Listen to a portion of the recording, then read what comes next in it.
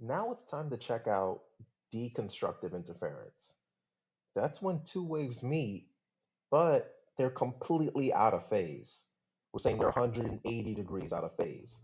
Like you can see here, this one has a crest or is an upward pulse, and then this one has a trough or downward pulse, and they're going to meet.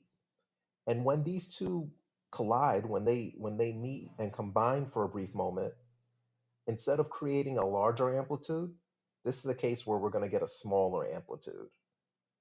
So I don't know if this amplitude is 3 upward and then this is 3 downward. When they come together, they should completely cancel out one another. So let's see what that looks like on this GIF.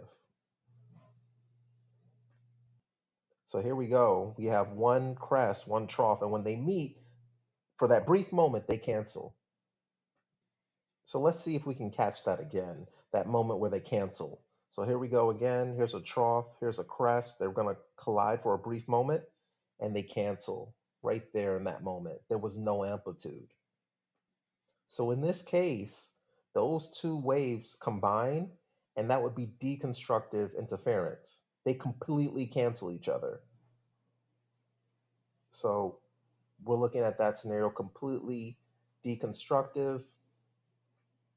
There we go. These two waves come together, and in that moment that they meet, even though it's brief, the amplitudes are combined, and in this case, create an interference where their overall amplitude is zero.